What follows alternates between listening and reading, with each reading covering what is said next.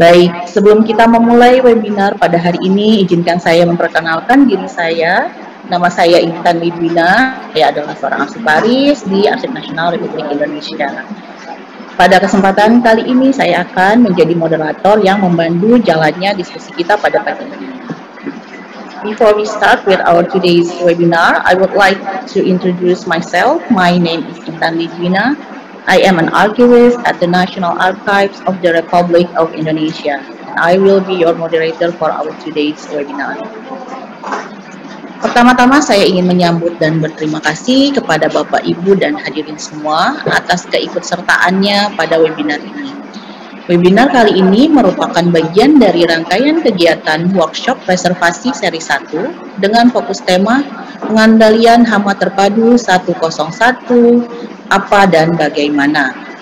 Acara ini diselenggarakan oleh Direktorat Preservasi Arsip Nasional Republik Indonesia dan merupakan salah satu dari rangkaian acara dalam rangka memperingati 50 tahun Hari Kearsipan. First of all, I would like to express our gratitude and welcoming you for joining our today's webinar. Today's webinar is a part of Workshop of Preservation Series 1 with today's focus theme, Integrated Pest Management 101, the What To's and How To's, which is co-hosted by the Directorate of Preservation National Archives of the Republic of Indonesia. This webinar is a series of events commemorating the 50th year of Archival Day in Indonesia.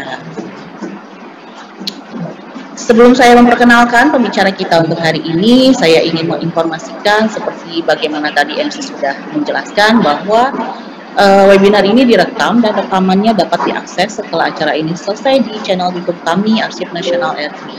Jadi Bapak Ibu silakan di like dan subscribe channel YouTube kami agar dapat mengetahui update event-event kami yang akan datang. Kemudian webinar ini akan berlangsung dalam bahasa Indonesia dan bahasa Inggris. Apabila Bapak Ibu ada pertanyaan, nanti dapat disampaikan melalui fitur chat pada aplikasi Zoom dan juga kolom chat pada channel YouTube kami. Pertanyaan dapat diajukan selama acara berlangsung. Tim kami nanti akan memilih pertanyaan yang paling menarik untuk diajukan kepada para pembicara. Pertanyaan dapat diajukan dalam bahasa Indonesia atau dalam bahasa Inggris. Dan jangan lupa untuk menyebutkan nama pembicara yang Bapak Ibu ingin ajukan pertanyaan. Before I introduce our speakers for today's event, I would like to inform you that this webinar is being recorded and the recording will be made available after the session on our YouTube channel Arsip Nasional RI. So please like and subscribe to get an update of our next event. Please note that this webinar will be delivered in Bahasa Indonesia and in English. And you can send your questions on the chat room of this Zoom application and via chat room on our YouTube channel, Arsip Nasional RI.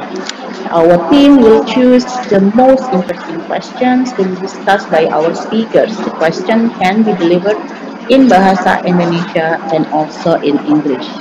Please do make sure to mention the speaker's name your questions referring to. Webinar hari ini akan membahas tentang pengendalian hama terpadu. Pengendalian hama terpadu atau dalam bahasa Inggris Integrated Pest Management atau IPM ialah menggunakan berbagai tindakan pencegahan untuk mengendalikan hama. Dan hal ini secara signifikan mengurangi kebutuhan untuk menggunakan bahan kimia sambil memberikan tingkat perlindungan yang sama atau bahkan mungkin lebih baik untuk koleksi arsip. Dan penelitian menunjukkan bahwa bahan kimia yang biasa digunakan menimbulkan efek yang tidak baik, tidak hanya bagi koleksi arsip tetapi juga bagi orang yang menggunakannya. Pengetahuan ini dikombinasikan dengan ketahanan kimiawi pada hama dan juga masalah lingkungan, telah mengarah pada peralihan dari intervensi kimiawi ke pengendalian hama pengerat atau investasi serangga.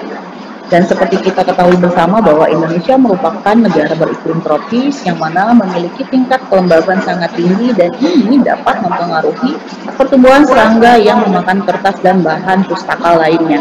Jadi hal ini bukan hanya PR bagi kita para arsiparis tetapi juga para pustakawan. Kemudian bagaimana cara mengendalikan hama dan serangga lain yang dapat merusak arsip atau bahan pustaka lain, dan apa yang harus dilakukan agar arsip dan bahan pustaka tetap dalam kondisi baik atau lebih tepatnya dapat meminimalisir kerusakan akibat hama dan serangga.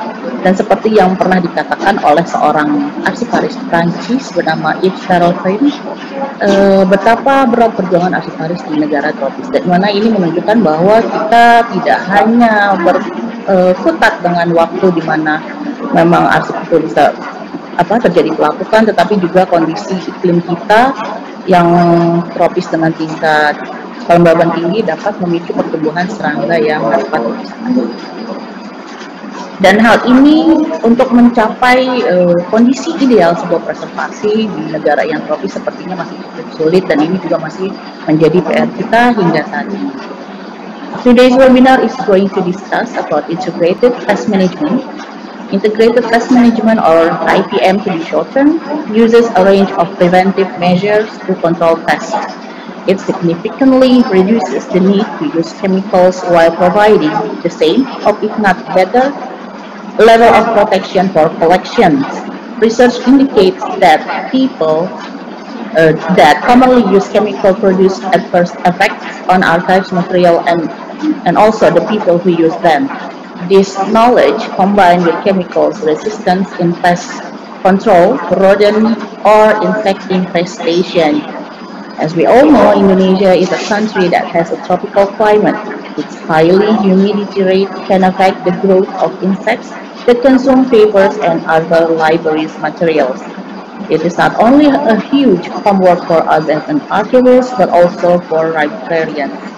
How to control the pests and any other insects that can damaging archives and other libraries material, and what to do in keeping archives and library materials to stay in good condition, or rather to minimize the damage from pests and insects.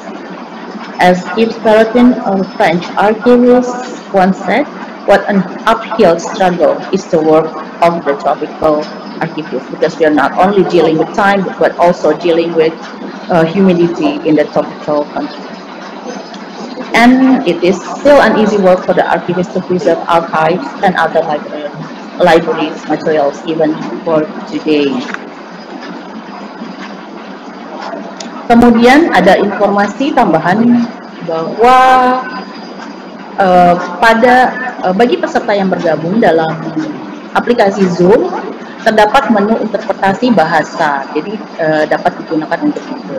Kemudian juga peserta dapat menggunakan fitur Q&A untuk bertanya bagi peserta yang di sini. Dan baik, sekarang tibalah kita di inti dari webinar kali ini. Kita akan memulai sharing session kita pada hari ini, dan untuk pembicara pertama kita adalah Bapak Dhani Sugiarto. Beliau adalah seorang arsiparis yang juga koordinator unit penyimpanan arsip statis di Arsip Nasional Republik Indonesia. Dan pada kesempatan kali ini, beliau akan membahas mengenai manajemen hama terpadu atau pengendalian hama terpadu yang dilakukan oleh ANTI dalam melestarikan atau merawat koleksi arsip yang dimilikinya. And now it's time to start our sharing session, and for our first speaker is Mr. Dhani Sugiarto. He is an archivist and also coordinator and head of Archives Repository at the National Archives of the Republic of Indonesia, or ANDI. Mr. Dhani Sugiarto will discuss about integrated pest management in ANDI.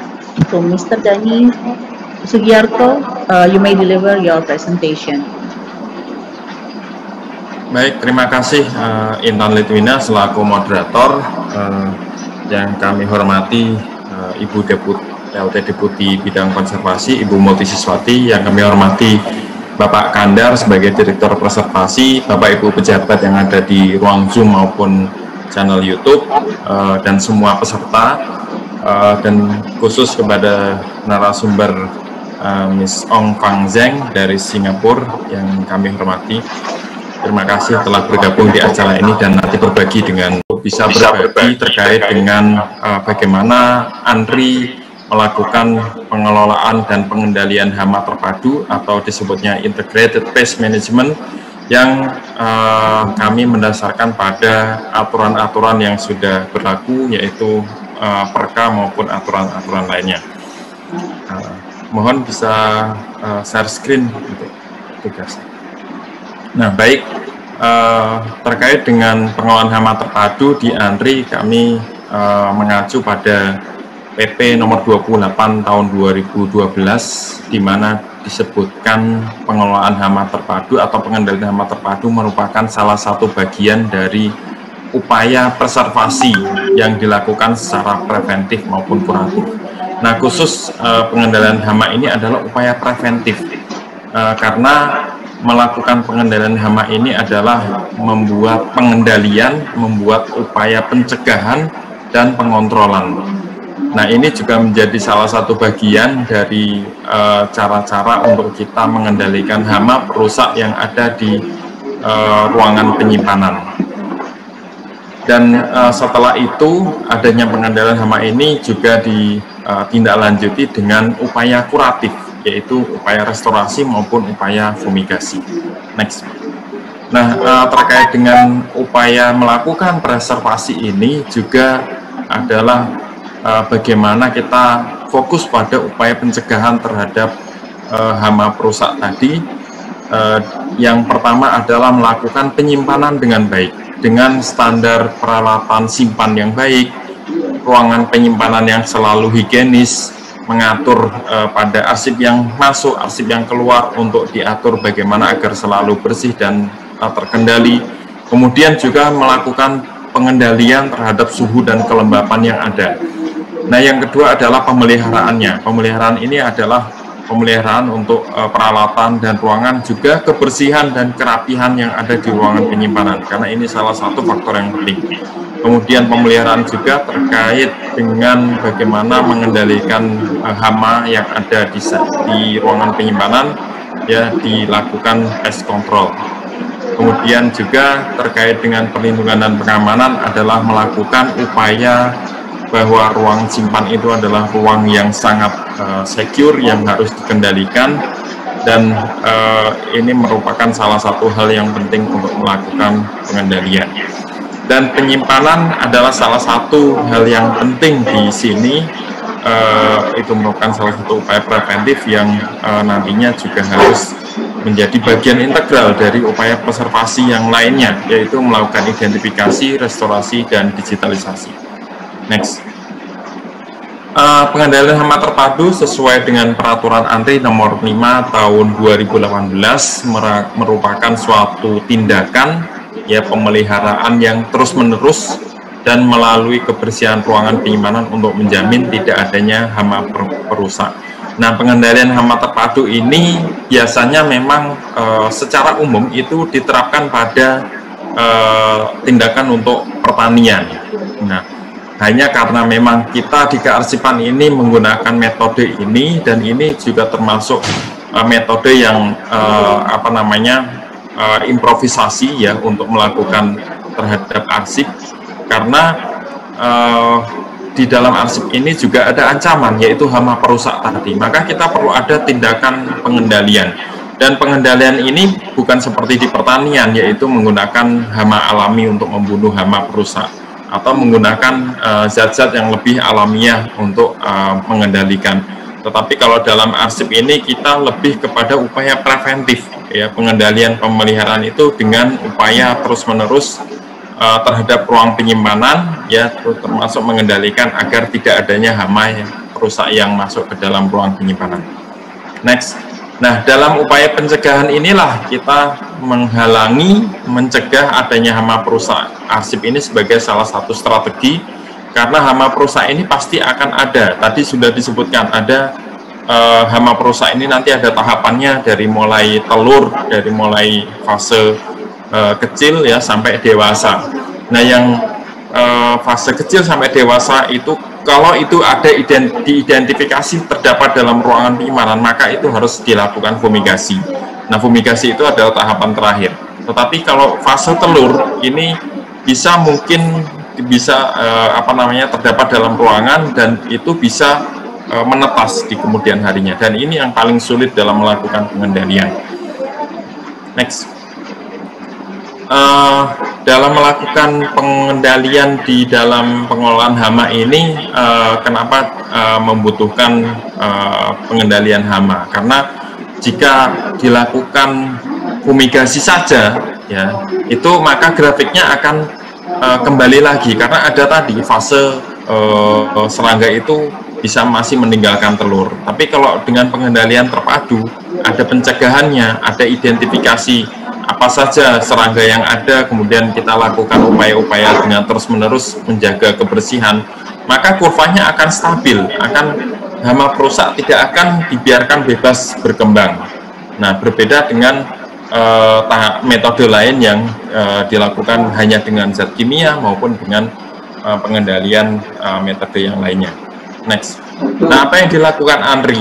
Yaitu yang pertama adalah melakukan survei terhadap bangunan dan kasanah arsip. Nah, bangunan dan kasanah ini menjadi salah satu upaya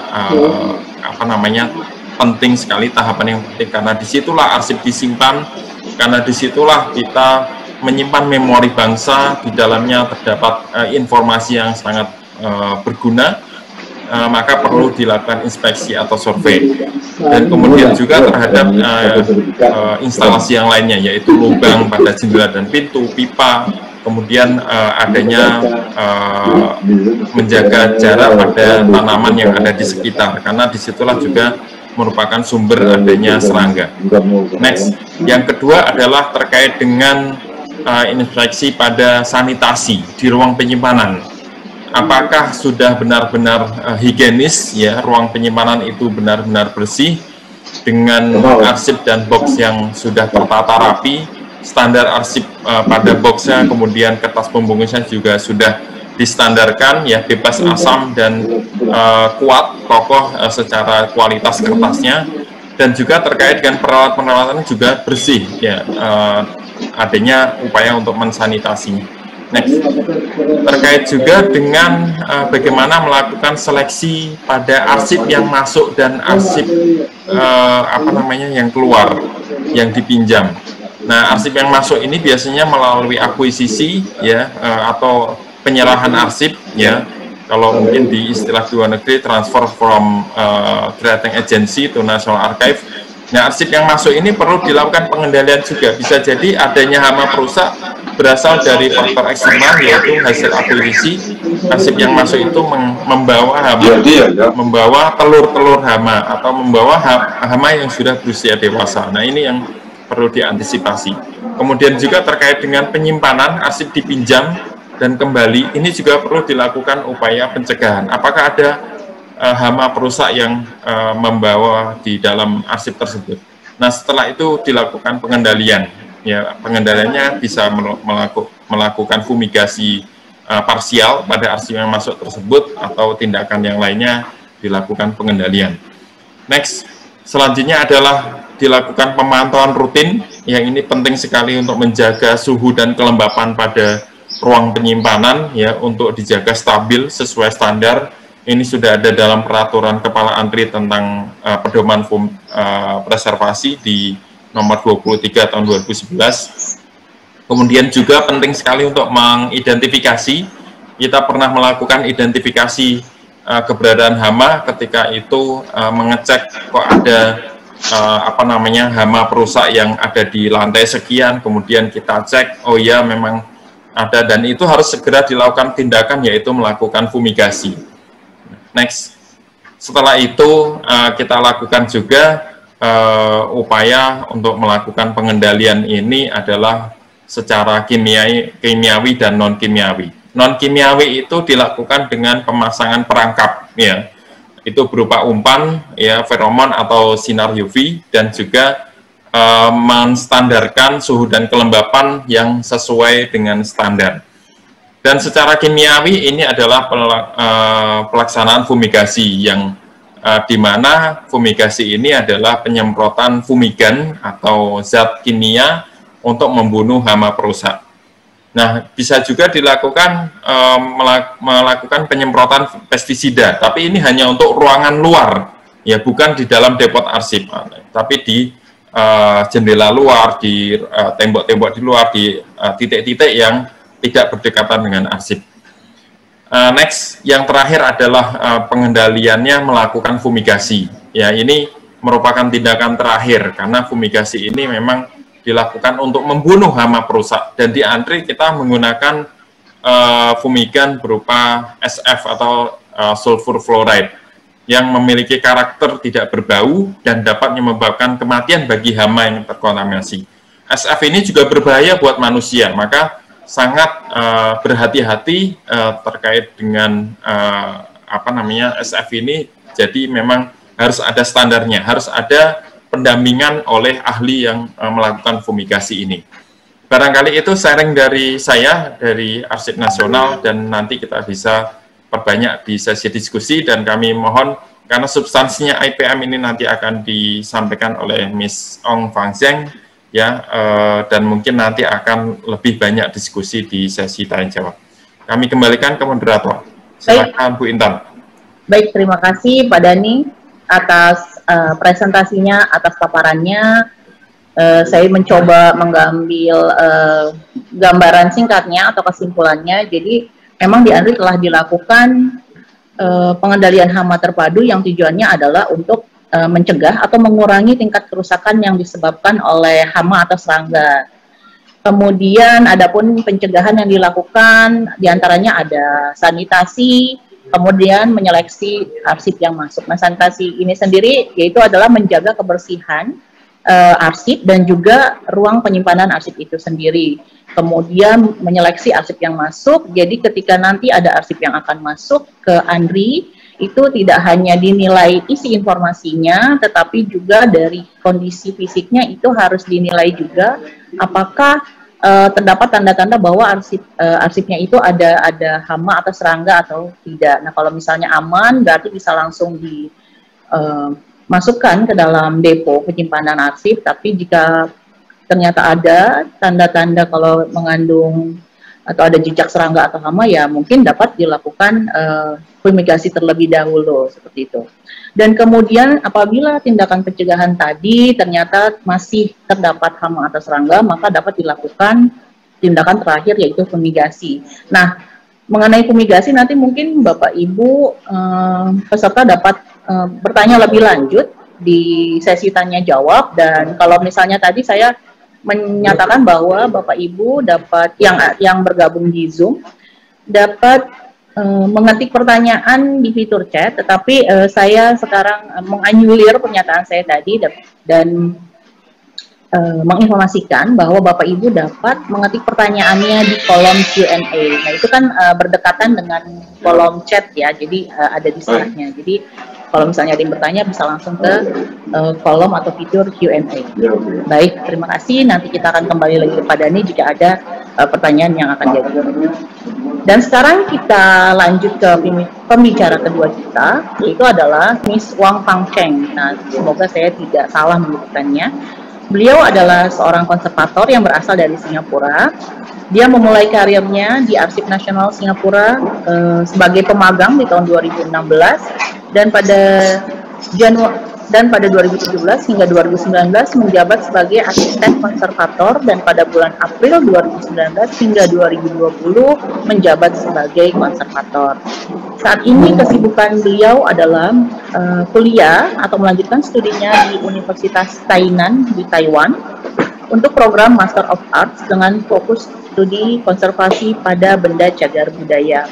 Miss Wang Fang Cheng telah mengikuti beragam konferensi dan juga workshop maupun pelatihan internasional dan aktif menulis di berbagai jurnal. Untuk hari ini beliau akan membahas mengenai manajemen hama terpadu 101 apa dan bagaimana. Perlu diinformasikan bahwa presentasi dari Miss Wang Fang Cheng ini akan diterjemahkan ke dalam bahasa Indonesia oleh interpreter kami, dan ini dapat ditemukan di channel Interpreter Indonesia. Ini terdapat di aplikasi Zoom. And for our second speaker is Miss Wang Fang Cheng. I hope I say it correctly. She is a conservator from Singapore.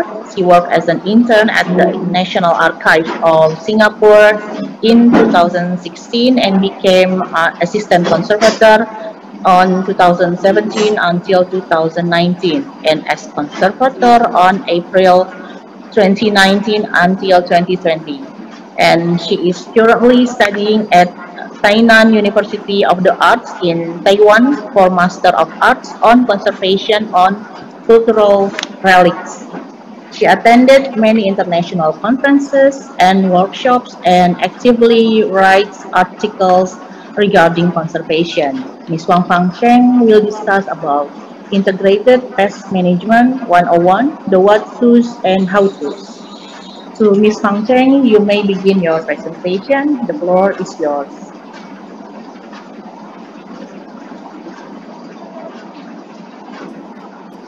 Selamat pagi, apa kabarmu? Hello everyone, I'm so glad to see all of you, even though it's only virtually. I'm glad that we can gather here today to learn more about IPM. So a great lanjut mengenai pengendalian hama terpadu. Terima kasih banyak kepada Dani Sugiharto dari Arsip Nasional telah memberikan sebagai pembicara pertama berbicara mengenai pengendalian hama terpadu, dan terima kasih juga dari Andri untuk memberikan saya kesempatan dalam acara ini untuk berpartisipasi dan sebagai pembicara. Judul dari presentasi saya adalah manajemen pengendalian hama terpadu apa dan bagaimana, dan yang kedua adalah apa itu IPM dan apakah yang dimaksud dengan hama, dan bagaimana kita mengatasi hama, dan bagaimana kita dapat menghadapi serangan hama, dan bagaimana kita melaksanakan IPM yang berhasil, dan bagaimana kita membuat keputusan untuk mengendalikan serangan hama tersebut. Dan yang pertama adalah apa itu manajemen pengendalian hama terpadu. Kita akan berbicara mengenai hama hari ini. Untuk berbicara mengenai IPM, kita harus berfokus kepada konservasi. Konservasi berhubungan dengan ada konservasi interventif, yaitu di mana akan bekerja dan mengkonservasi arsip secara langsung, baik pembersihan permukaan, perbaikan arsip, atau mencuci arsip. Sedangkan konservasi preventif mencakup tindakan yang melibatkan segala sesuatu selain melakukan perubahan pada objek atau arsip itu sendiri, seperti membuat box arsip, pengendalian dan pemantauan lingkungan, serta tanggap darurat pengelolaan. Kita dapat melihat dari jenis konservasi ini bahwa ada banyak hal yang dapat kita lakukan dalam melakukan konservasi. Jadi konservasi informatif itu meliputi riset dan analisis, dan ini juga memberikan informasi terbaru dan juga melakukan pelatihan, advokasi dan pendidikan untuk memahami masalah materi terbaru dan kondisi terbaru. Jadi ada melakukan training dan ada juga menghadiri workshop seperti ini untuk meningkatkan kemampuan Anda seperti contohnya workshop hari ini, dan ini artinya adalah Anda mengedukasi diri Anda, jadi Anda dapat jadi Anda dapat memberitahu orang lain mengenai ilmu yang Anda dapat hari ini. Dan apa tujuan dari IPM? Tujuannya IPM merupakan bagian dari usaha untuk meminimalisir dari dampak yang akan terjadi dari serangan hama.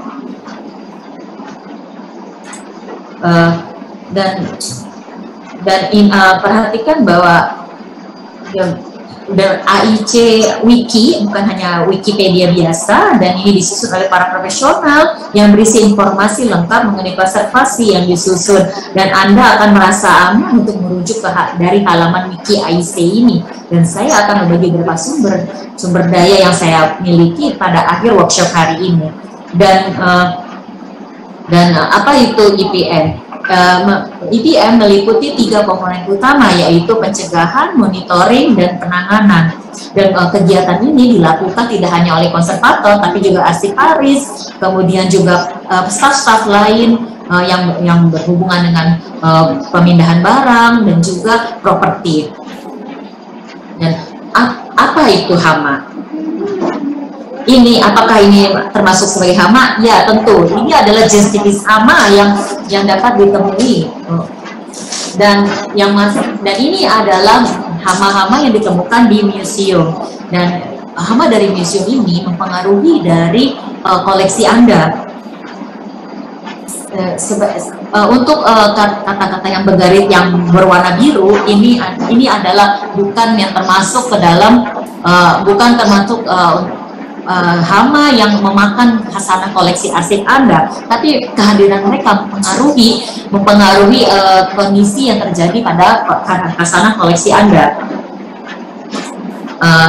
Dan beberapa dari hama yang berwarna biru ini mereka akan melakukan kotoran dan mereka tentu saja akan mempengaruhi kondisi dari khasanah arsip Anda. Jadi Anda jangan lalai ketika Anda melihat kehadiran jenis-jenis hama seperti ini. Dan jika Anda lihat, kita akan mengidentifikasi beberapa hama yang ini adalah tikus besar, dan ada sekitar 2000 spesies tikus yang ada di dunia, dan Indonesia memiliki lebih dari 50 spesies. Namun spesies dari tikus ini berada di luar ruangan. Mereka biasanya ada di sawah, ada di hutan, dan ada di pegunungan. Jadi yang paling umum yang dapat ditemukan untuk merusak arsip adalah tikus Roma. Mereka memakan buku-buku dan arsip untuk membangun sarang mereka. Bahkan walaupun jika mereka tidak memakan buku, tapi mereka menggigit buku-buku dan arsip untuk menjadikannya sebagai sarang mereka. Jadi mereka merusak khasanah koleksi arsip Anda. Dan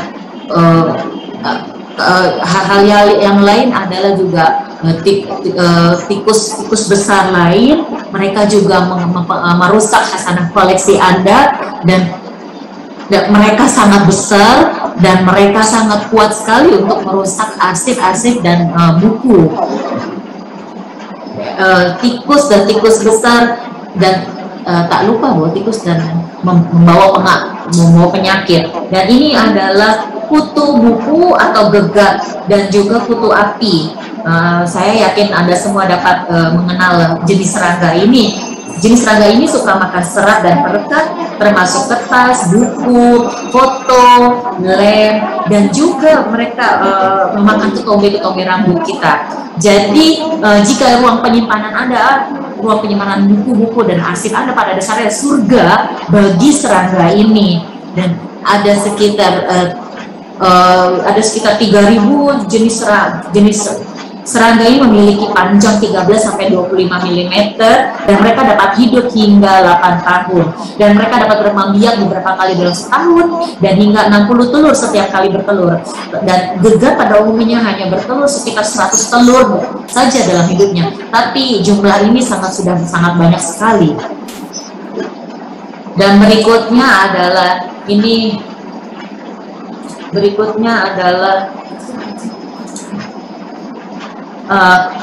kutu pada buku. Mereka lebih kecil dari gegat dan panjangnya mereka panjangnya 1-10 mm, dan tidak hanya itu, gegat hanya bisa merangkap, tapi kutu buku ini bisa melompat sangat jauh ke depan. Dan berikutnya adalah rayap adalah binatang berwarna putih bertubuh lunak. Ini adalah rayap tanah, dan mungkin Anda lebih mengenal rayap kayu kering yang bersayap. Rayap dapat menyebabkan kerusakan parah pada kayu dan buku. Jadi jika Anda masih menggunakan rak kayu, silakan beralih ke rak baja berlapis epoxy. Jadi jangan pernah menggunakan rak kayu, karena ini akan menjadi makanan empuk bagi rayap. Dan kemudian adalah serangga jenis agas. Mereka merupakan kelompok nyamuk. Serangga ini dikenal juga sebagai lalat buah. Serangga ini tertarik pada bau tertentu, misalnya cuka atau mudu, dan mereka tertarik pada kelembaban tanah dan bahkan panas tubuh. Mereka tidak makan arsip dan buku, ini bagus, tapi mereka menyebabkan pembusukan bahan organik, yang berarti bahwa tanaman busuk, mereka makan tanaman busuk, kotoran yang lembab, dan tubuh hewan yang mati. Jadi jika Anda melihat banyak jenis serangga seperti ini di perangkap hama Anda atau di ruang penyimpanan arsip Anda, lakukan konservasi secara menyeluruh, karena mungkin ada bangkai tikus atau yang ada tergeletak di suatu tempat. Berikutnya adalah kutu kayu.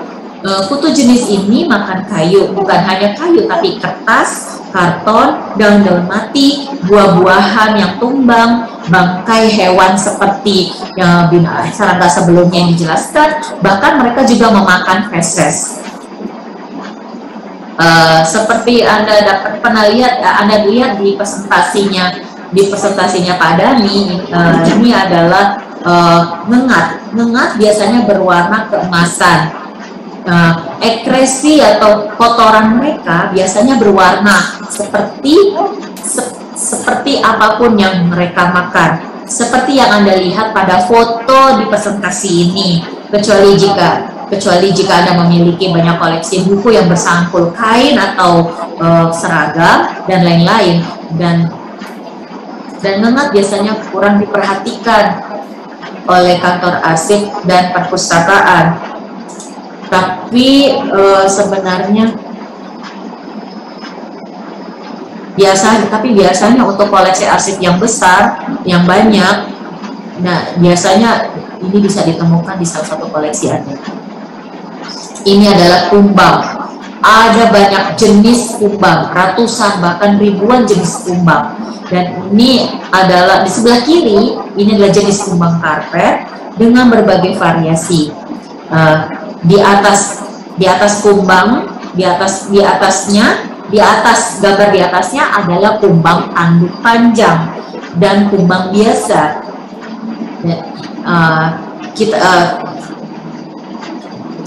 Dan kumbang bisa menggali lubang yang sangat dalam untuk benda-benda yang mereka makan. Dan pada bagian bawah adalah kumbang bubuk, dan perhatikan sangat kecil sekali kumbang tersebut. Ketika saya sebelumnya pernah bekerja bahwa kumbang tersebut ada di beberapa koleksi kami, dan mereka kumbang ini memakan kayu-kayuan dan juga memakan dari buku-buku dan kertas yang terbuat dari kayu. Mereka selain makan, mereka juga akan bertelur di khasanah koleksi arsip. Dan apa yang kita lakukan untuk menghadapi serangan hama? Apakah Anda familiar dengan gambar seperti ini? Jika iya, tentu saja ini sangat gawat, karena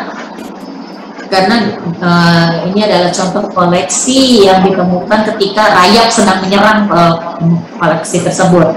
Dan apa yang harus dilakukan?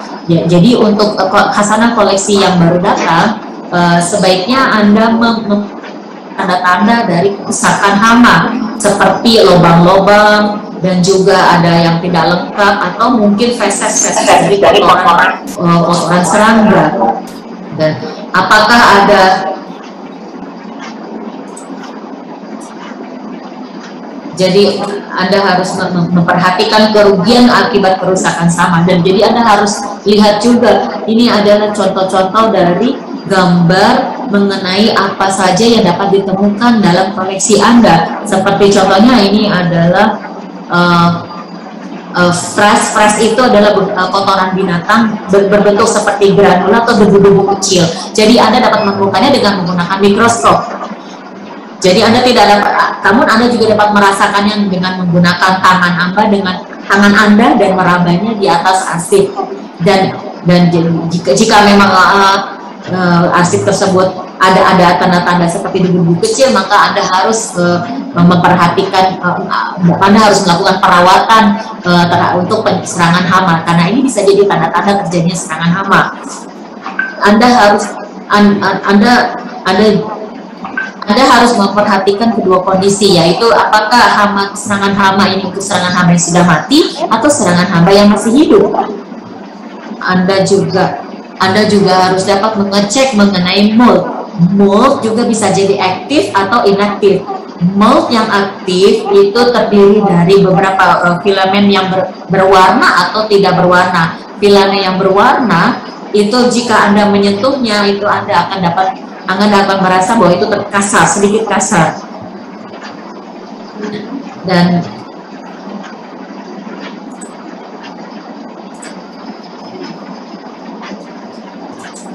tentu saja dengan cara yang lain adalah Anda dapat menciumnya. Lebih dari banyak hal yang banyak dilakukan adalah Anda dapat menciumnya. Namun jika Anda memiliki alergi terhadap mold, tolong jangan dicium. Jika kita dapat melihat lebih jauh lagi, ada sesuatu yang harus kita perhatikan, bahwa adalah hama membenci cahaya karena dan membenci cahaya dan juga untuk tikus dapat memasuk ke ruangan yang kecil seperti contohnya ruangan AC atau saluran listrik. Dan apa yang harus kita lakukan? Bahwa untuk membangun gedung kita harus memperhatikan eksterior dari gedung. Jadi kita harus melihat beberapa potensial jalan masuk yang potensial. Jadi harus memperhatikan pintu, jendela yang terbuka keluar. Jadi hati-hatilah terhadap titik masuk potensial. Pohon buah-buahan dan tanaman berbunga menarik banyak serangga. Itulah mengapa karena pohon adalah tempat tinggalnya serangga dan serangga-serangga yang lainnya. Itulah mengapa kita harus memilih pohon atau tanaman di sekitar bangunan. Ini juga sangat penting. Dan bagaimana kita dapat menanggulangi serangan hama? Yang pertama adalah untuk koleksi yang baru datang. Jadi Anda harus melakukan inspeksi. Harus melihat tanda-tanda apakah terjadinya kerusakan terhadap hama atau apakah arsip tersebut memiliki ada hama di dalamnya.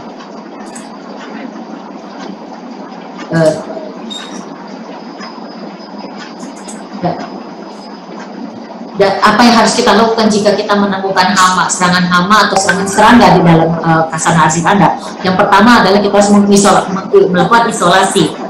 Kita harus memisahkan khazanah arsip dari yang terkena wabah dengan arsip yang tidak terkena wabah serangga. Dan jika Anda tidak yakin bahwa khazanah arsip yang lain itu memang tidak terkena, maka pastikan juga Anda harus memisahkannya dan mengisolasikannya. Karena bisa jadi khazanah tersebut ada tapi Anda memang belum menemukannya. Dan kemudian langkah selanjutnya adalah melakukan observasi. Anda sebaiknya melakukan isolasi. Selain isolasi juga Anda harus mengobservasi. Dan setelah melakukan observasi, Anda melakukan treatment atau perawatan. Anda harus menghilangkan serangga dari khazanah arsip Anda sebelum masuk ke dalam tempat penyimpanan arsip. Sekarang kita melakukan perawatan. Perawatan apa yang harus kita lakukan? Yang pertama adalah perawatan dengan melakukan anoksik dan ada karbon dioksida, fumigasi karbon dioksida, pembekuan, pemanasan, dan juga metode biologis menggunakan predator. Dengan metode biologis kita menggunakan predator serangga lain yang dapat memakan serangga yang memakan khazanah koleksi kita. Kita juga, namun untuk metode di belakang metode ini memakan waktu yang lebih lama dan kita harus memastikan bahwa untuk melakukan perawatan kimia itu tidak lagi direkomendasikan untuk museum dan juga kantor arsip, karena kita harus memperhatikan mengenai kondisi lingkungan dan juga human resources atau manusia yang melakukannya. Jadi kita harus perhatikan bahwa pestisida sudah bukan lagi pilihan yang aman untuk museum. Jadi yang harus marilah kita beralih dengan metode yang tidak berbahaya atau tidak beracun dan lebih manusiawi dan ramah untuk menyelamatkan khasanah arsip Anda. Jadi sebaiknya Anda jangan menggunakan racun-racun untuk dan sekarang marilah kita melihat mengenai anoxic treatment. Thank you. Untuk anoxic treatment, apa itu anoxic treatment? Anoksia adalah artinya adalah treatment dengan mengurangi oksigen. Jadi ini adalah bagian dari cara biologis untuk membasmi hama.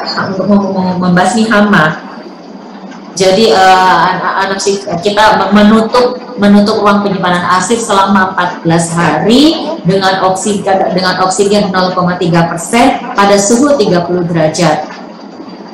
Jadi ini membuat serangga tidak bisa menghirup oksigen.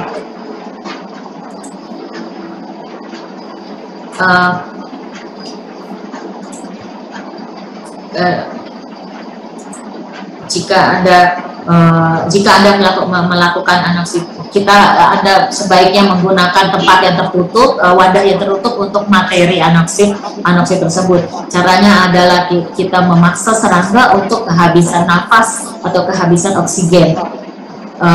Dan kita juga untuk melakukan ini kita harus memperhatikan suhunya sekitar di bawah 20 derajat dan untuk kelembabannya sekitar di atas 60%. Dan setiap kenaikan dan setiap 5% kita harus rendahkan dan juga kita harus exposure tandables. Jadi dan untuk melakukan treatment terhadap telur serangga ini lebih lama lagi. Jadi kita harus melakukan pengamatan sekitar 1-2 minggu untuk melihat kegiatan anoksik ini berhasil atau tidak.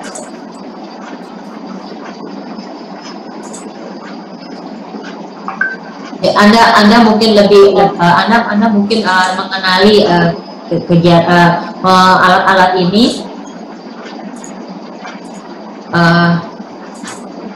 Jika ada untuk institusi yang lebih besar, Anda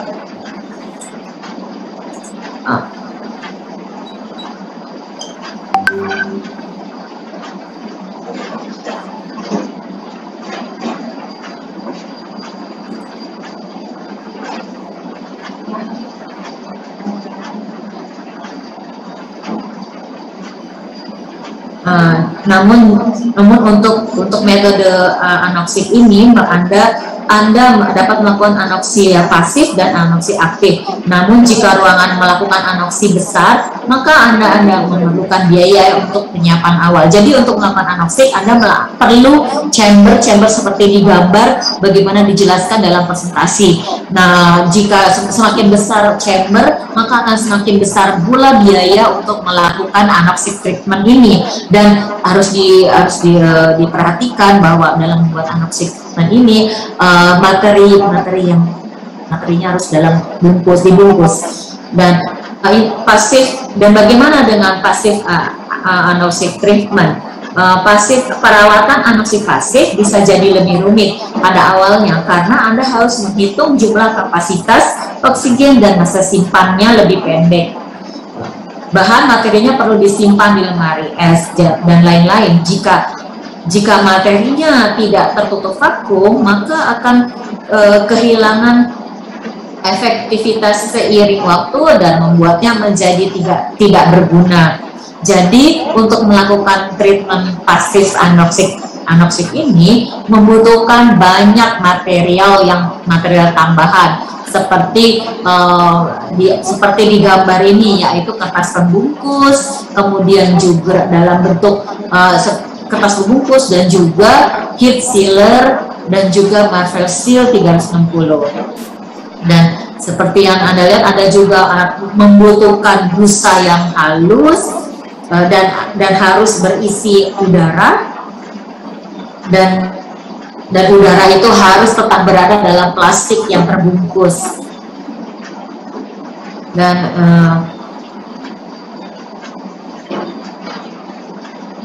ini seperti layaknya Anda menyimpan kentang dalam plastik yang tertutup. Jadi untuk membuat kentang tersebut menjadi utuh dan tetap fresh. Jadi itulah inti dari kegiatan untuk melakukan passive anoxic treatment ini.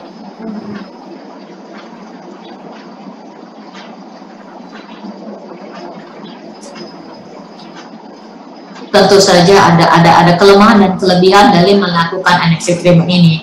Tapi hal yang penting adalah jika Anda dapat melakukan treatment ini sendirian, dan Anda dapat melihat selama 2 atau 3 hari, dan tapi Anda dapat melakukannya selama 2 minggu juga. Dan kemudian adalah fumigasi karbon dioksida. Ini merupakan metode fumigasi yang dimodifikasi dengan menggunakan 0,04% CO2 di udara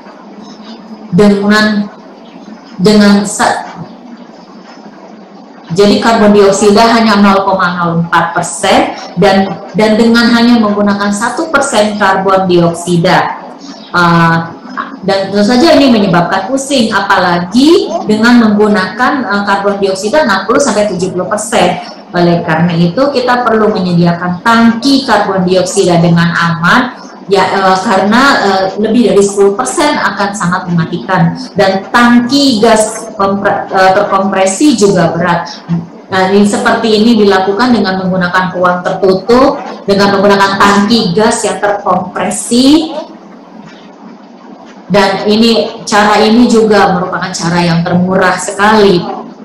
Namun Anda harus berhati-hati dalam melakukan fumigasi hal ini. Jadi Anda harus melakukannya jauh dari ruangan kantor yang dimasuki oleh manusia. Namun ini adalah opsi yang paling murah yang dapat dilakukan. Dan yang ketiga adalah ekstrim temperatur.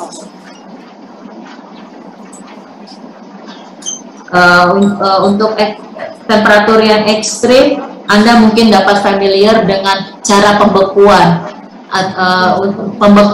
untuk memperbaiki buku-buku yang rusak akibat air. Jadi Anda dapat melakukannya dengan membekukan buku-buku atau hasanah arsip yang rusak. Jadi Anda pertama memvakum cupnya, kemudian juga membungkusnya dengan kertas dan juga membungkusnya dengan plastik dan secara ketat. Dan sangat penting Anda harus untuk melemaskan kembali arsip yang sudah beku selama 7 hari sebelum kemudian dibuka kembali setelah di freezing, setelah dibekukan.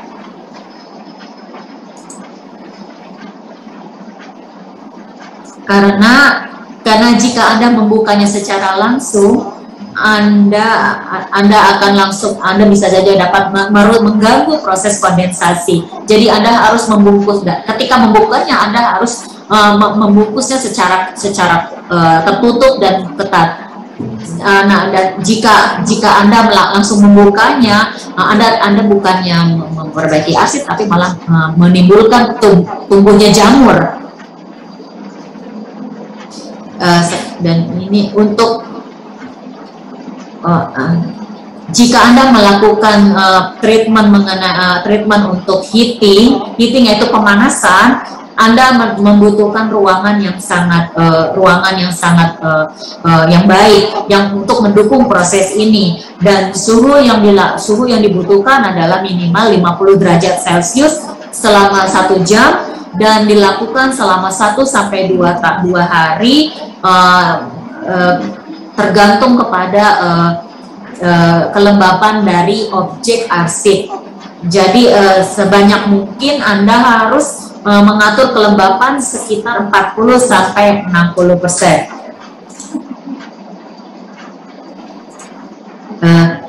dan Anda tidak ingin dan Anda juga harus menjaga kisaran kelembapan relatif yang aman untuk menghindari kerusakan pada koleksi arsip dan buku. Jadi Anda mungkin untuk melihat secara sekilas mungkin bahwa untuk treatment pemanasan mungkin lebih cepat dibandingkan upaya pembekuan. Jadi Anda harus benar-benar menganalisis apa yang dibutuhkan oleh hasanah arsip Anda, apakah memang harus di freezing dan apakah memang sesuai untuk melakukan pemanasan. Jadi Anda juga harus memperhatikan apakah proses misalnya pembekuan atau heating itu dapat mempengaruhi warna dari arsip. Dan yang terakhir adalah metode biologis.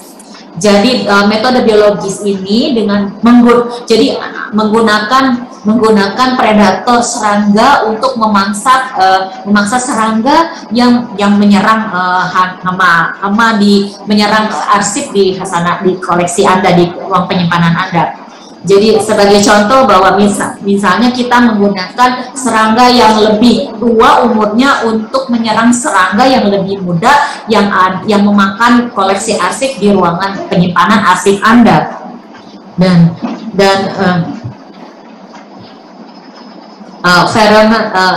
Pheromones dan regulatus merupakan feromon diletakkan di dalam diletakkan di jebakan serangga untuk mengundang serangga mendatangi. Namun ini tidak direkomendasikan. Sedangkan growth regulators merupakan hormon yang menyebabkan tingginya pertumbuhan dari larva. Dan ini adalah perbandingan dari metode yang telah kami lakukan. Saya telah mencoba membuat tabel perbandingan yang akan membantu Anda menjelajahi beberapa opsi treatment sebagaimana yang telah saya jelaskan tadi. Masing-masing memang memiliki kelemahan dan kelebihan. Namun saya tidak akan membahas lebih lanjut, tapi tetap harus diperhatikan bahwa seperti Anda lihat bahwa ada banyak pilihan untuk setiap opsi daripada yang baru saja saya sebutkan. Anoksia memang lebih simple, namun untuk melakukan anoksia kita membutuhkan waktu yang lebih panjang. Nah, tentu saja kita harus melakukan kalkulasi. Namun kita harus juga memperhatikan mengenai frekuensi dan juga harus memperhatikan biaya. Bagaimana kita dapat menyelenggarakan manajemen pengendalian hama terpadu yang sukses? Pertama, jebakan hama. Anda dapat perhatikan bahwa perangkat hama di gambar ini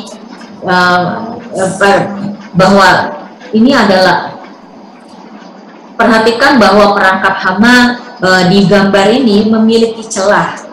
Jadi Anda dapat membukanya dan dengan mudah untuk diperiksa apakah apa yang serangga lakukan dalam jebakan hama tersebut, dan jadi Anda dapat mengidentifikasi serangga yang ada dalamnya. Dan jika Anda lihat bahwa dalam serangga ini, di dalam gambar jebakan hama di presentasi ini ada laba-laba, lipan, dan kutu kayu. Ini adalah contoh di museum. Mereka mengumpulkan perangkap hama, terus mereka melakukan manajemen pengendalian hama terpadu.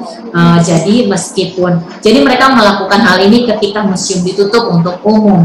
Jadi ini adalah sebagai bentuk pengingat bahwa walaupun misalnya museum libur atau kantor arsip libur, tapi kita tetap melakukan pekerjaan untuk mentreatment serangan hama untuk koleksi-koleksi arsip kita.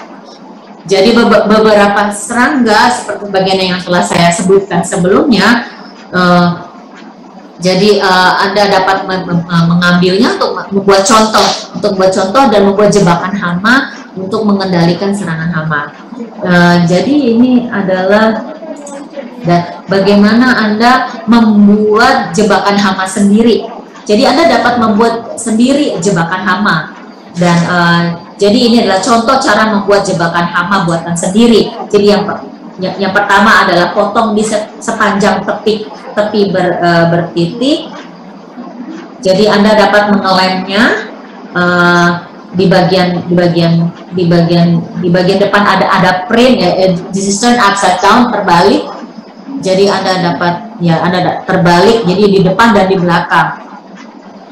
Jadi Anda dapat menganalisis apa saja yang harus dilakukan. Jadi di bagian di bagian bawah tidak ada jendela, tapi Anda dapat mengeceknya di dua sisi. Jadi untuk membuat jebakan hama, jangan gunakan kertas di kantor Anda, tapi gunakanlah kertas lain yang sudah tidak digunakan lagi. Dan kita harus menggunakan selotip dua sisi yang sangat lengket, itu harus dilakukan karena untuk menutup dua sisi yang sedang terbuka tersebut. Anda harus melihat dan jika ada serangga yang masuk ke dalam jebakan serangga tersebut, Anda dapat melihat atau mengintipnya. Dan ini merupakan jebakan hama yang simple, yang sederhana. Jadi masing-masing hanya membutuhkan kertas A4 dan juga jangan lupa gunakan double tape atau selotip yang sangat nempel. Ya, mudah-mudahan ini sangat berguna tips dari saya. Dan ini adalah jebakan tikus. Ini dilakukan jika Anda curiga bahwa terjadi serangan tikus, serangan tikus hidup pada ruang penyimpanan arsip Anda. Jadi hal yang dilakukan adalah pertama, Anda harus menangkapnya hidup-hidup. Jadi jangan gunakan racun tikus, karena jika Anda melihat dalam gambar di bawah ini bahwa karena Anda akan membutuhkan sebenarnya tikus hidup ini sangat membutuhkan tikus hidup ini. Dan yang lebih buruk lagi adalah dengan begitu banyak jebakan, beberapa mungkin dapat mudah dilakukan dan akan berakhir seperti ini. Jadi setelah Anda mengidentifikasi tikus dan kemudian sumbernya, mengapa tikus masuk dan bagian masuknya, lepaskan tikus tersebut jauh-jauh dari ruang penyimpanan Anda. Jadi ada itu dia. Juga jangan gunakan makanan untuk mengundang tikus ke dalam jebakan tikus, karena tentu saja akan mengundang serangga yang lain untuk dapat memakan makanan tersebut. Dan jika Anda menangkap tikusnya dalam jebakan Anda, sebaiknya letakkan buang tikusnya jauh-jauh. Dan langkah selanjutnya adalah Anda harus melakukan mapping jebakan hama. Jadi pertama adalah gunakan denah lantai, atau Anda dapat menggambar denah tersebut sendiri. Jadi petakan lokasi petakan lokasi perangkap hama Anda dan beri label. Dan Anda dapat menggunakan berbagai bentuk untuk menunjukkan berbagai jenis perangkap hama, misalnya segitiga untuk perangkap hama biasa, atau juga persegi untuk kandang tikus. Dan yang terakhir adalah di setiap sudut dari ruangan, ruangan biasanya suka ditemukan ada serangga, dan itu juga dapat ditempatkan perangkap hama di situ. Jadi ini adalah contoh dari perangkap hama digambar. Jadi Anda dapat di situ contoh-contoh dari perangkap serangga yang dapat kita lakukan untuk ruangan arsip Anda. Jadi ada berbagai macam serangga seperti cicak, kecoa. Ini mungkin Anda tidak ingin melihat jenis-jenis serangga seperti ini, tapi ini menunjukkan apa yang terjadi pada koleksi Anda. Karena kita juga tidak dapat memprediksi serangga jenis apa saja yang muncul di ruangan penyimpanan arsip atau perpustakaan Anda. Dan ini adalah contohnya serangga yang tertangkap di perangkap hama di ruangan arsip. Jadi kita juga, namun jika Anda tidak dapat melihatnya dengan jelas, Anda dapat menggunakan mikroskop untuk memperhatikan lebih jelas jenis serangga apa yang ditemukan di perangkap hama tersebut. Jadi tempatkanlah perangkap hama ini di setiap pojok-pojok ruangan, dan yang biasanya merupakan sumber dari serangan hama. Rencana dari floor plan ini contoh adalah denah ruangan. Jadi Anda dapat membuat segregasi dari ruangan antara publik kantor, ruang referensi. Jadi kita harus memisahkan ruangan. Jadi ini adalah hanya bayangan denah lantai yang dipotong sehingga Anda dapat memvisualisasikannya lebih baik. Misalnya ruangan umum dapat diakses sepenuhnya oleh publik, di mana orang-orang bisa berjalan masuk dengan lumpur di atas sepatu, payung, dan lain sebagainya. Kantor adalah tempat di mana staf Anda bekerja, bisa menyimpan makanan, dan lain sebagainya. Dan ruang referensi adalah ruang peneliti publik di mana Anda dapat membuka koleksi Anda, namun sebaiknya di ruangan ini tidak diperbolehkan makanan untuk masuk. Dan juga untuk ruangan lab dan penyimpanan, Anda tidak boleh benar-benar tidak diperbolehkan untuk membawa makanan dan minuman. Dan pastikan pintu selalu tertutup dan repositori juga tidak memiliki jendela. Jadi harus dipastikan bahwa ruang lab dan ruang penyimpanan tidak memiliki jendela, karena ini sangat penting sekali dan harus dipisahkan antara ruang lab, ruang penyimpanan dengan ruang publik, ruang kantor, dan ruang pelayanan baca untuk membaca referensi arsip. Dan juga harus untuk ruang lab dan ruang penyimpanan Anda tidak dapat memperbolehkan orang lain. Jadi pastikan bahwa pintu lab dan ruang penyimpanan selalu tertutup, dan harus selalu tertutup dan tutupnya benar-benar secara tertutup penuh. Jadi tidak tertutup setengah, jadi harus tutup penuh. Dan juga harus menyiapkan keamanan dan keselamatan dari ruangan. Jadi tidak sembarangan orang bisa masuk dan keluar untuk ruangan penyimpanan ini. Yang ketiga,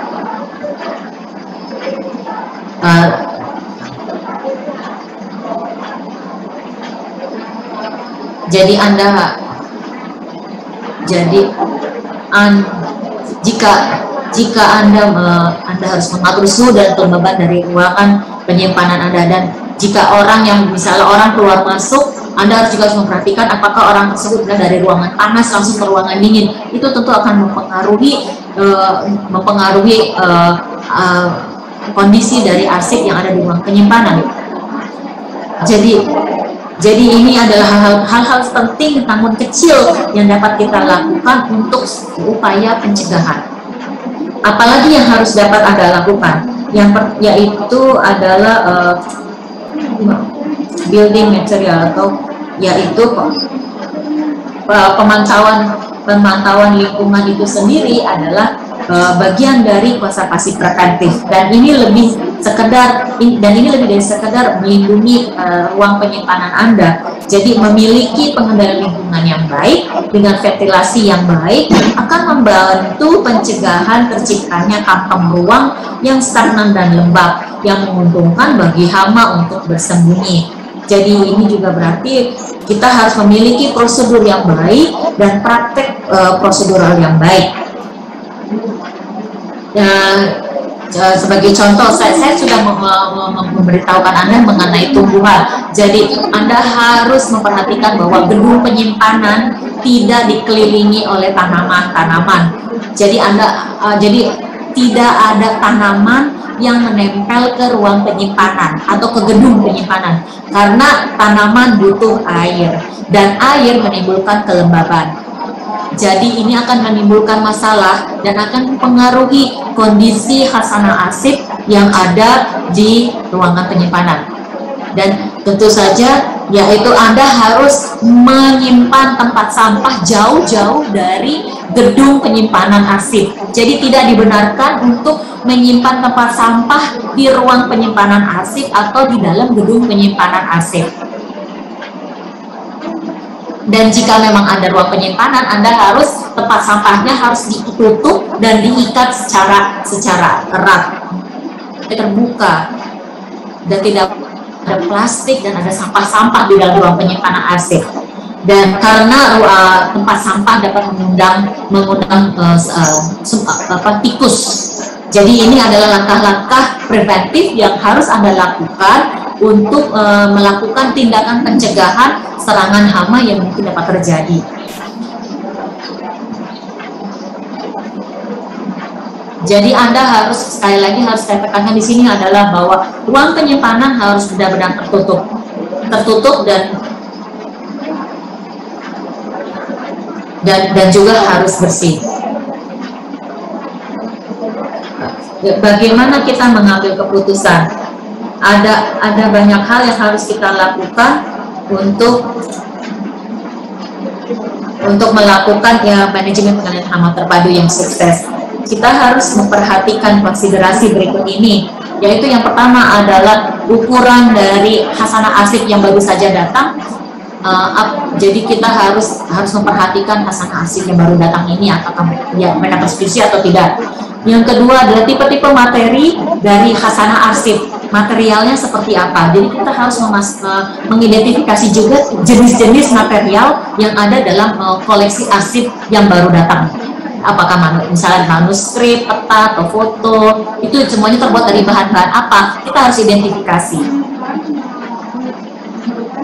Apakah Anda memiliki manuskrip yang terbuat dari lontar? Nah, dan Anda harus mulai memikirkan perawatan jenis apa yang harus dilakukan untuk jenis naskah daun-daun lontar seperti itu. Sebagai contohnya, misalnya kita melakukan treatment pembekuan, apakah memang cocok untuk itu? Dan jika contohnya untuk khasanah arsip foto, apakah memang cocok kita melakukan khasanah pembekuan untuk praktek pembekuan?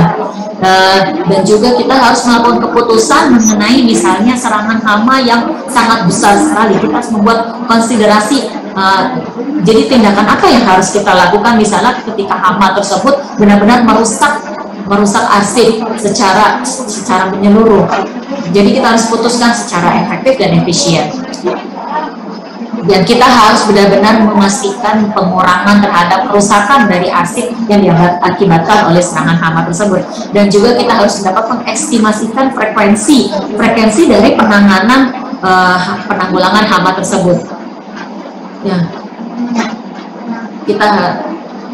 Jika Anda menghadapi misalnya serangan hama, kita harus memperhatikan juga mengestimasikan berapa kali kita telah melakukan treatment mengenai penanggulangan hama tersebut, dan juga waktu. Kita juga harus memikirkan periode waktu yang dilakukan untuk melakukan treatment tersebut. Misalnya jika treatment yang dilakukan harus dilakukan misalnya dalam waktu sebulan, kita harus juga memperhatikan apakah itu berdampak pada khasanah arsip kita atau tidak, dan apakah berdampak terhadap materinya atau tidak. Dan tentu saja hal yang terakhir, konsiderasi yang terakhir adalah mengenai sumber daya. Jadi sumber daya, apakah sumber daya memiliki kapasitas yang cukup untuk melakukan treatment, dan apakah juga sumber daya peralatan cukup memadai atau tidak. Dan tentu saja hal-hal seperti maintenance dan housekeeping atau perawatan internal itu juga harus diperhatikan. Apakah memakan waktu, memakan biaya yang banyak atau tidak. beberapa treatment seperti yang telah saya jelaskan membutuhkan waktu yang lebih panjang dan juga biaya yang tinggi, dan kita juga harus memperhatikan apakah staf-staf yang bertanggung jawab untuk melakukan manajemen pengendalian hama terpadu ini kompeten atau tidak, apakah mereka memiliki cukup pengetahuan atau tidak untuk melakukan treatment-treatment tersebut. Jadi kita harus memperhatikan sesuai dengan sumber daya yang ada dan sumber daya yang ada di organisasi kita, dan apakah memang para staf tersebut memahami instruksi treatment yang dilakukan atau tidak. Dan ini dilakukan, konsiderasi ini juga dilakukan untuk meminimalisir kerusakan yang ada. Jadi kita juga harus membuat instruksi pelaksanaan treatment dengan baik dan sesuai sehingga tidak membingungkan. Dan kita juga harus melakukan dokumentasi terhadap treatment yang harus kita lakukan.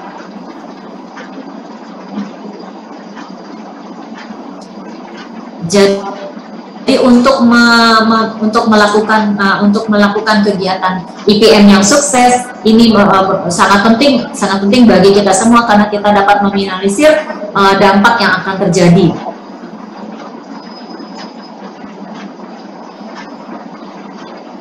Jadi ini adalah sumber-sumber yang dapat kita pelajari untuk melakukan treatment perawatan manajemen pengendalian hama terpadu. Ada dari Amerika dan ada juga dari beberapa dari sumber lainnya. Dan memang source yang saya tampilkan di sini tidak mengcover semua hal yang saya tampilkan tadi, tapi paling tidak ini dapat memberikan Anda pengetahuan. Dan kita juga ini sekarang saatnya mari kita melakukan manajemen pengendalian hama terpadu dengan cara yang green atau dan juga kita harus memperhatikan dampak lingkungan. Kita harus bekerja sama dengan universitas, contohnya juga untuk menyelidiki bagaimana jenis-jenis serangga yang ada di khazanah arsip kita, untuk menyelidiki misalnya lama hidupnya atau bagaimana daya tahan telurnya atau seperti apa. Itu juga penting dilakukan. Jadi kita juga dapat melakukan mapping. Ketika kita sudah mengetahui itu, kita dapat melakukan mapping. Dan ini adalah kredit untuk foto-foto yang saya tampilkan, yang saya tampilkan dalam presentasi ini. Ini adalah dari profesor saya. Terima kasih kepada Profesor John Bird karena saya meminjam gambar-gambar dari beliau. Dan ini adalah bibliografi sumber-sumber dari presentasi saya. Jadi Anda dapat mengeceknya juga dari slide-slide saya. Dari sumber-sumber buku-buku ini. Dan terima kasih banyak, dan ini adalah akhir dari presentasi saya, dan semoga Anda mengerti dan Anda menunggu pertanyaan dari Anda.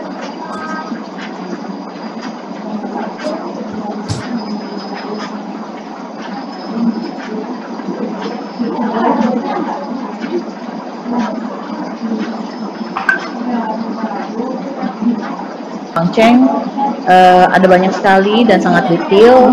Setidaknya ada beberapa poin yang ingin saya garis bawahi, bahwa ada 3 aspek utama dalam konservasi, yaitu konservasi interventif, ya, seperti membersihkan permukaan arsip, memperbaiki robekan pada arsip, atau melakukan pembersihan dan sebagainya yang terkait dengan itu. Kemudian ada konservasi preventif, meliputi tindakan yang melibatkan segala sesuatu selain melakukan perubahan pada objek atau arsip itu sendiri, seperti pada box arsip, kemudian melakukan pengendalian lingkungan, serta tanggap darurat dan pengelolaan. Dan IPM itu sendiri termasuk ke dalam sini, yaitu konservasi preventif. Dan beliau juga mengatakan bahwa IPM itu hanya satu dari banyak cara yang harus dilakukan dan diperhatikan oleh arsiparis. Kemudian ada yang ketiga adalah konservasi informatif, yang berusaha untuk memberikan edukasi dan menginformasikan, di mana kita dapat memperoleh pengetahuan baru terkait koleksi yang kita miliki dengan melakukan penelitian dan analisis ilmiah untuk mempelajari lebih lanjut mengenai bahan, struktur, dan kondisi. Dan contohnya dari konservasi informatif ini adalah mengikuti pelatihan atau workshop seperti yang saat ini diselenggarakan oleh Andri pada hari ini. Kemudian tujuan dari IPM adalah salah satu kegiatan pencegahan yang dilakukan untuk meminimalisir kerusakan karena hama dan serangga, terutama yang termasuk ke dalam Muslim Fest. Dan Miss Wang Fangcheng tadi telah memberikan contoh-contoh serangga ataupun hama lain yang masuk kategori Museum Fest, tapi juga ternyata tidak semua dari hama atau serangga itu merusak langsung ke dalam koleksi arsip kita ataupun bahan pustaka, tetapi ada serangga yang memang memakan serangga lain yang mengkonsumsi arsip atau bahan pustaka lainnya. Jadi walaupun memang tidak secara langsung berkontribusi pada kerusakan, tetapi dia dapat menjadi tanda-tanda bahwa koleksi arsip kita atau bahan pustaka yang kita miliki itu ada serangga gitu ya, ada hama, dan ini harus menjadi perhatian kita. Kemudian IPM meliputi kegiatan pencegahan, pengawasan dan perawatan, melibatkan SDM, konservator, aksesoris, movers, property, maintenance staff, dan sebagainya. Dan kemudian tadi ada beberapa tips juga dari beliau, seperti misalnya apabila kita ingin merangkap, melakukan memasang perangkap hama atau hewan yang ada di ruang penyimpanan arsip kita itu dapat ditempatkan di titik-titik tertentu. Dan yang pertama harus dilakukan adalah membuat peta sendiri. Jadi kita yang tahu lokasi penyimpanan kita seperti apa, jadi kita bisa membuat petanya, kemudian memutuskan akan menaruh perangkap-perangkap tadi di mana saja. Dan kemudian setelah nanti ternyata memang ditemukan serangga atau hewan pengerat atau hama lainnya, jangan lupa untuk mendokumentasikan, karena mungkin yang sering kali kita abaikan. Jadi dari dokumentasi tadi kita dapat melihat, oh ternyata ada serangga ini, ada hama ini yang berada di dalam ruang simpan kita. Kemudian apa sih yang harus kita lakukan dalam mengontrol hama tersebut gitu. Jadi jangan lupa mendokumentasikan, terutama bagi arsiparis yang memang harusnya itu kita memahami bahwa pentingnya mendokumentasikan segala sesuatunya. Dan kemudian juga beliau juga menyarankan seperti di ANRI yang memiliki beberapa ruangan dengan fungsi-fungsi tertentu, misalnya di Bapak Ibu yang berasal dari Dinas Perpustakaan dan Arsip Daerah juga gitu ya, kita ada yang namanya ruang publik, ada yang namanya ruang kerja, ada yang namanya ruang baca, kalau di kami ada yang ruang baca untuk penelitian, kemudian ada juga ruang penyimpanan. Nah di ruangan-ruangan ini tentu saja dengan beda fungsi ini harus diketahui juga dan dipahami juga bahwa di tempat-tempat tertentu, terutama di ruang penelitian itu dan juga ruang penyimpanan arsip, tidak boleh yang namanya kita makan dan minum, apalagi membawa makanan dan minuman, karena khawatir jika kita melakukan itu, entah itu nanti minuman yang kita bawa dekat arsip itu nanti akan tumpah, dapat mengakibatkan kerusakan pada arsipnya, dan juga apabila kita makan di dekat arsip, takutnya ada remah-remah yang akan mengundang hewan pengerat ataupun hama dan sebagainya lainnya. Dan tadi tips juga yang cukup menarik adalah apabila kita minim budget dalam rangka melakukan pengawasan bagi orang gitu ya, misalnya di ruang baca, kalau misalnya kita tidak punya budget yang cukup untuk membeli CCTV, mungkin dapat disiasati dengan memberikan sekat kaca gitu ya. Jadi sekatnya menggunakan kaca, jadi kita dapat memantau orang-orang yang penelitian. Nah itu saja mungkin yang menjadi highlight saya. Tentunya ini masih banyak sekali apa yang telah disampaikan Miss Wang Fangcheng tadi, dan nanti mungkin Bapak Ibu sekalian dapat mempelajarinya lebih lanjut di materi yang akan dibagikan oleh panitia. Baik, dan kita sampai di acara diskusi bagian tanya jawab. Ada beberapa pesan dari panitia, karena memang ada banyak sekali pertanyaan, maka penanya itu dibatasi satu pertanyaan untuk satu penanya. Dan kemudian kami juga akan memilih pertanyaan.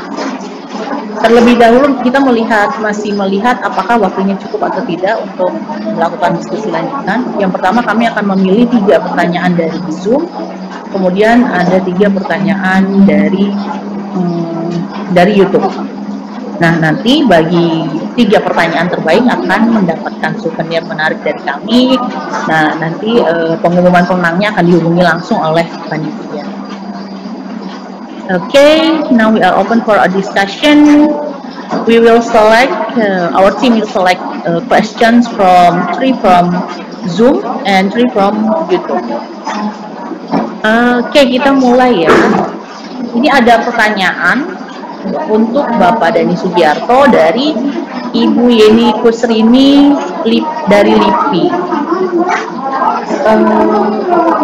Arsip yang terkena banjir dan bisa diselamatkan arsipnya. Tapi pada saat jadi Ibu Yeni ini menanyakan apabila ada arsip yang terkena dampak banjir dan kemudian pada saat arsip itu kering, nah arsipnya ini menjadi lengket antara satu sama lainnya dan seperti ada bekas air warna kuning. Apakah itu termasuk hama di dalam arsip? Dan kemudian tingkat kerusakannya itu kategorinya masuk kerusakan arsip apa? Seperti itu. Dan apabila termasuk hama apakah jenis hama apakah yang dialami oleh arsip yang terdampak bencana? Nah, itu nomor 1. Pak Dani, apakah mau menjawab satu persatu ataukah dibacakan ke semua pertanyaan dulu atau bagaimana? Jadi 1 pertanyaan dijawab atau 3 pertanyaan disampaikan baru dijawab? Boleh, biar tuntas satu. Satu-satu. Oke, jadi bisa langsung dijawab, Pak? Ya, oke. Ibu Yeni Kusrini, saya langsung jawab bahwa adanya kertas yang terkena banjir tersebut dan kemudian menjadi kering, lengket, itu biasanya memang kalau ada noda kuningnya itu karena ada air membekas, Bu. Jadi memang dengan adanya banjir atau mungkin terkena air itu memang sebaiknya sudah diantisipasi lebih awal. Jadi memang harusnya ada upaya untuk mengantisipasi terhadap adanya bencana, karena kalau sudah rusak agak sulit untuk mengembalikan ke semula. Memang harus ada upaya disaster preparedness-nya. Nah, terkait noda kuning itu memang pasti akan sulit untuk dikembalikan karena noda kuning itu membekas dan apalagi kalau ada kotoran dari air itu akan sangat sulit. Kalaupun direstorasi itu hanya bisa mengurangi adanya noda-noda itu. Nah, terkait apakah dengan adanya noda itu bisa ada muncul hama? Bisa, karena dengan adanya lembab itu bisa memunculkan jamur dan juga bisa mengundang hama. Nah, kondisi lembab itu sangat memungkinkan untuk bisa terjadi adanya kerusakan yang lebih parah. Itu secara singkatnya dari saya.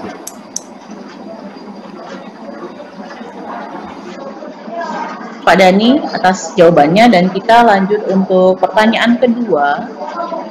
Masih untuk Pak Dani juga dari Bapak Asep Kusuma di Unpad. Beliau menanyakan berapa kali dalam 1 tahun sebaiknya fumigasi dilakukan. Kemudian apakah fumigannya harus dibeli dari RRC atau karena beliau melihat ada label di tabungnya, dalam tayangan tabungnya itu ada label RRC-nya. Kemudian apakah di Indonesia sudah ada fumigan itu? Itu ya. Pak Dani. Baik, Pak Asep Kusuma, terkait dengan fumigan itu ya bahannya adalah yang biasa kami gunakan namanya SF atau sulfur fluoride. Itu memang masih harus impor, Pak, dari RRC. Itu memang kami tapi itu dilakukan oleh pihak ketiga. Antri pun tidak bisa mengimpor sendiri. Nah, ini karena ada peraturan juga, Pak, di Indonesia itu ada aturan yang belum membolehkan memproduksi toksik. Karena fumigan ini adalah salah satu bahan toksik yang di Indonesia belum terbit izin untuk itu. Kalau impor masih diperbolehkan. Jadi makanya membelinya dari RRC, dari pihak ketiga itu belinya dari RRC. Pertimbangannya adalah daripada dari negara luar barat mungkin atau dari negara yang lain itu lebih jauh dan lebih mahal. RRC relatif lebih murah dan terjangkau. Itu pertimbangan praktisnya. fumigasi dilakukan dalam berapa kali dalam 1 tahun.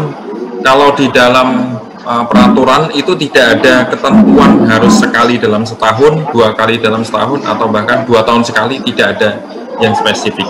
Justru kenapa kami menyampaikan materi ini terkait dengan pengendalian hama terpadu, agar kita sudah punya metode ini, pengendalian hamanya sudah dilakukan, dan bahkan fumigasi itu malah justru tidak diperlukan dengan sudah adanya pengendalian hama ini.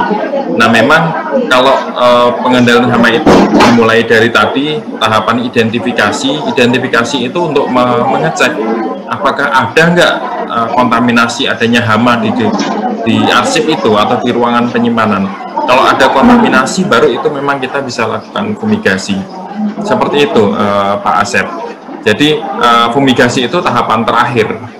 Tapi memang kalau misalkan kita memang ingin aman ya, istilahnya kita rutinkan setahun sekali, itu juga tidak masalah, tidak salah juga. Jadi kalau memang itu menjadi rutinitas, setiap tahun akan dilakukan fumigasi, itu diperbolehkan, dan itu memang salah satu cara untuk membunuh hama. Apakah ada diidentifikasi ada atau tidak, tetap dilakukan fumigasi, itu diperbolehkan, Pak. Seperti itu, Pak.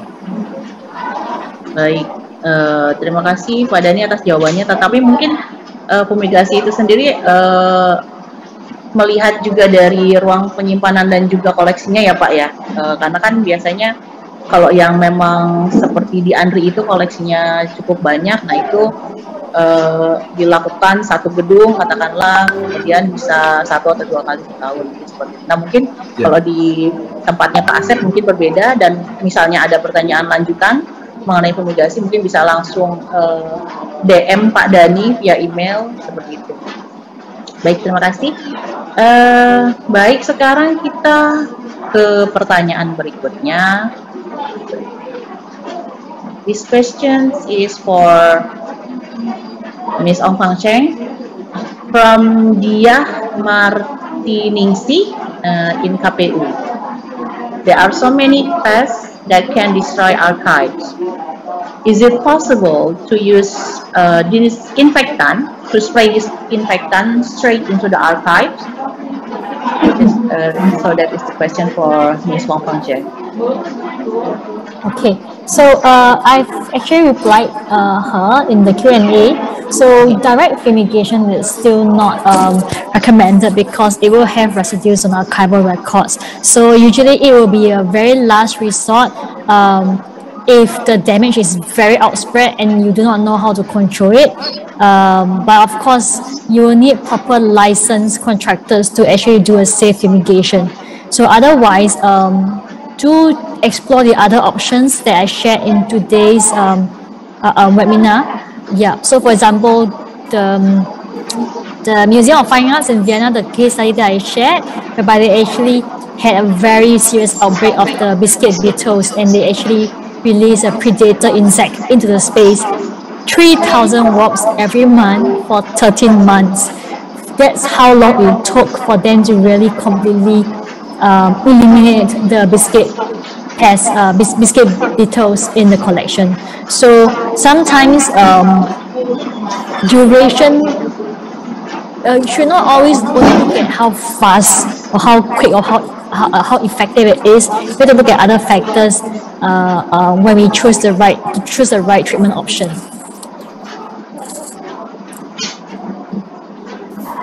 Yeah, okay, thank you. Thank you, Ms. Wong. And then we go to our next question. Okay, this one also goes to Ms. Wong. It's from Nur Asia. Dari Nur Asia, dari MAN, Kabupaten Sigi, Sulawesi Tenggara. Serangga manakah yang paling sulit untuk dikendalikan berdasarkan pengalaman Anda? Yang paling sulit untuk dikendalikan, saya kira adalah serangga yang paling kecil. Semakin kecil serangga, namun saya juga tidak terlalu yakin, karena secara pribadi dan di Arsip Nasional Singapura juga kita juga jarang memiliki masalah mengenai serangga, karena ya, di tempat penyimpanan kami. Jadi semua di penyimpanan di Arsip Nasional Singapura itu semuanya bebas dari serangga. Dan jadi kami jarang sekali memilih, bahkan hampir tidak pernah menghadapi kasus serangan hama untuk koleksi arsip kami. Untuk biasanya untuk ya, jadi saya belum pernah berpengalaman bagaimana yang sulit. Pertanyaan yang kelima, yaitu masih untuk Miss Fang Zeng dari Ayu Fadila, Pusat Air Tanah Geologi, Kementerian ESDM.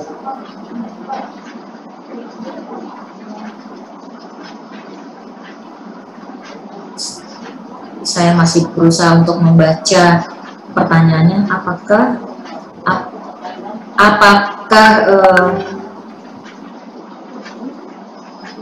Apakah ada bahan-bahan alami yang direkomendasikan untuk menggantikan pestisida, karena bahan-bahan alami lebih aman untuk lingkungan dan juga bagi orang-orang yang bekerja di sekitar arsip, seperti contohnya menggunakan kopi untuk mengusir tikus.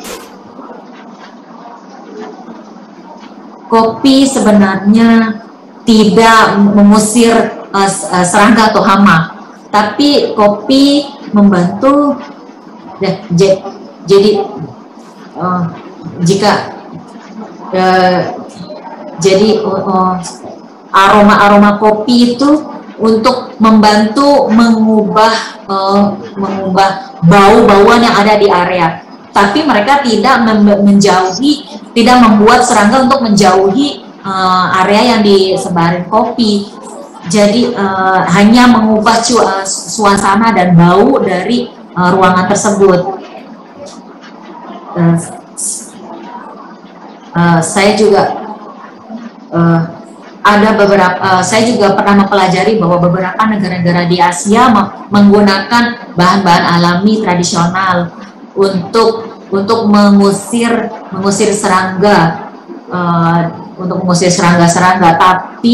Tapi kita harus juga menyelidiki lebih lanjut apakah bahan-bahan alami tersebut memang efektif untuk mengusir serangga, dan kita harus mengujinya terlebih dahulu. Jadi kita harus menguji dan menemukan efektivitas dari penggunaan bahan-bahan alami tersebut.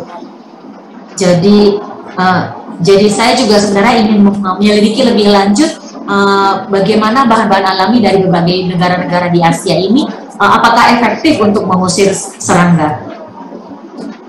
Terima kasih.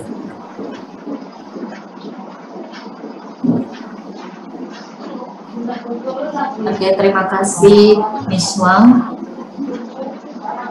Untuk yang six questions from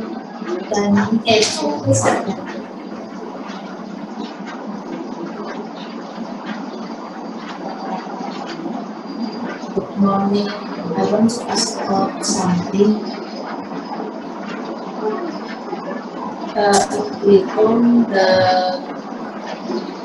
Dan juga hampir sebagian tanah signifikan dengan rayap. Sering sekali di sebagian OPD arsipnya itu rusak karena rayap. Namun pengendaliannya bagaimana, Pak? Kemudian terkait dengan fumigasi di daerah kami bahkan tidak ada tenaga ahli sama sekali. Dan terkait itu apakah ada upaya lain terkait pengendalian hama rayap? Seperti itu, Pak Dhani, silakan dijawab.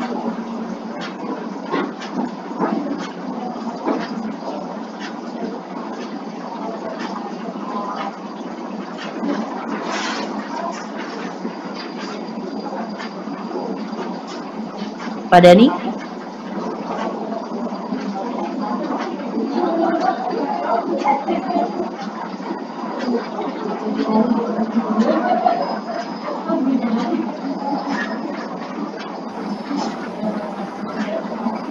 Ya.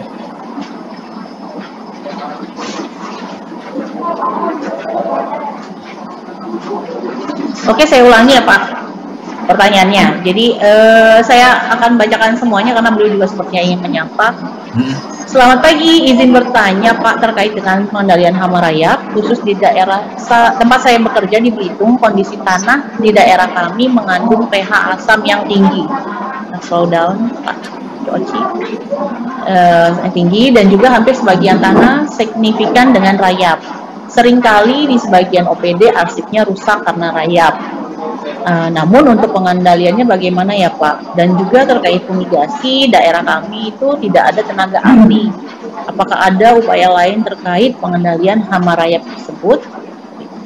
Seperti itu Pak Dhani. Ya, oke. Terima kasih untuk pertanyaannya terkait rayap. Ya, ini memang harus dilakukan pest controlnya. Jadi mengendalikan rayap itu harus jadi pertama harus upaya pencegahannya itu adalah di sekitar gedung itu harus ada penyemprotan zat kimia. Ini banyak sekali pelaku usaha atau bahkan pihak-pihak yang siap untuk melakukan jasa penyemprotan untuk khusus rayap ini, agar tindakan ini untuk mencegah rayap itu tidak masuk bahkan mendekati gedung. Jadi harus ada zat kimia khusus yang disuntik atau disemprotkan di sekitar gedung. Dan ini harus dilakukan secara berkala agar rayap tidak datang, karena dengan adanya bahan kimia yang membunuh rayap tadi itu akan bisa mengurangi intensitas rayap untuk karena baunya itu bisa membuat rayap itu menghindari ya. Jadi itu yang penting. Nah, bagaimana agar cairan itu efektif, makanya harus dilakukan secara berkala. Dan sebaiknya pihak ketiga yang melakukan, karena ada alat-alat yang untuk mengontrol, mengukur bahwa rayap ini apakah keberadaan seperti apa, kemudian di bawah tanah itu masih ada potensinya atau tidak. Itu sudah ada perusahaan-perusahaan atau jasa yang memang sudah bergerak di situ. Jadi kalau kita lakukan sendiri itu tidak akan tuntas biasanya. Sebaiknya dengan pihak lain. Seperti itu. Baik, terima kasih Pak Dhani atas jawabannya. Mungkin nanti apabila masih ada pertanyaan lanjutan, ya dapat menghubungi langsung ke Pak Dhani via email. Kemudian kita ke pertanyaan nomor 7. Baik, sebenarnya ini tadi kita membuka untuk 6 pertanyaan dulu, tetapi panitia mengatakan bahwa kita masih punya waktu hingga 11.30. Yeah, so we still have time until 11:30 local time. So we have another question for Miss Wang from Suryaman. He said that he is interested in handling archival pests with predators.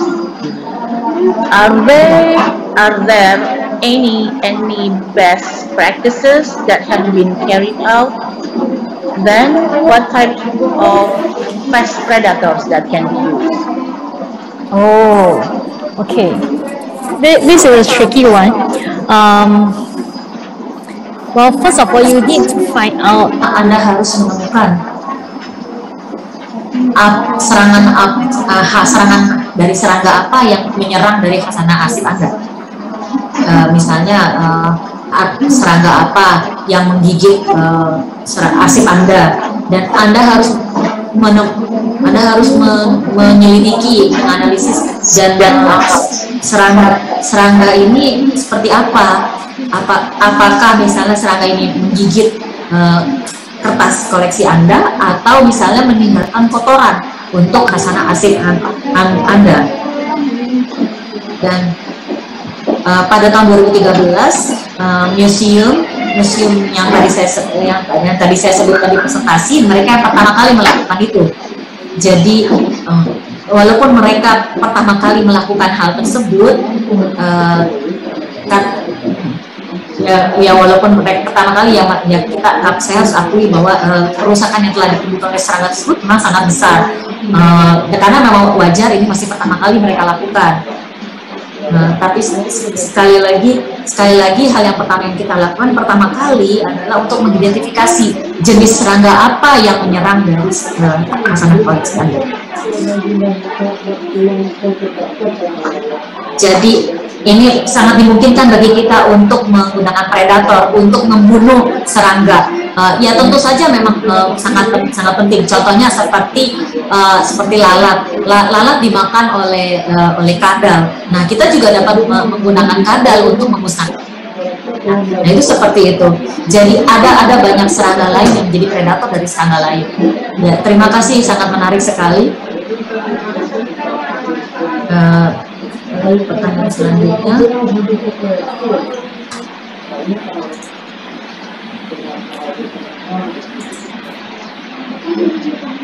Ini juga untuk Miss Ong Fang Cheng.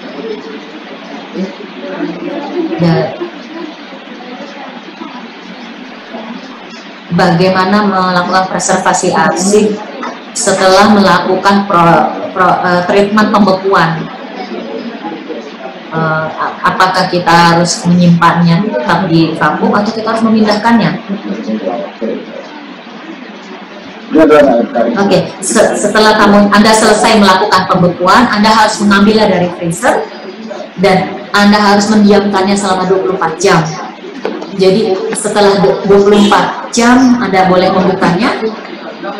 Kita dapat membuka semua wrappingnya atau pembungkusnya, dan kita mengecek apakah masih ada serangga di dalam arsip tersebut, dan kita dapat melakukan konservasi reguler selanjutnya.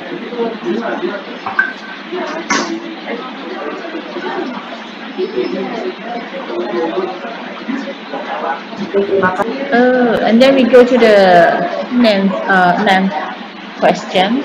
Ini untuk pertanyaannya untuk Pak Dhani Sugiarto dari Bapak Dwinanto Pratikno.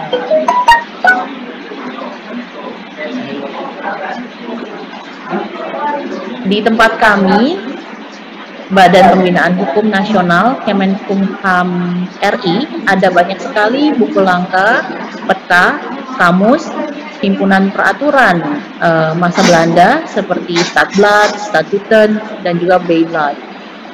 Dan di tempat kami setiap tahun selalu dilakukan fumigasi. Kemudian apakah buku-buku langka ini tetap dipertahankan di tempat kami ataukah harus diserahkan ke ANRI melalui UK1? Mohon arahannya kepada Bapak Dhani Sugiarto. Terima kasih. Silakan Pak Dhani.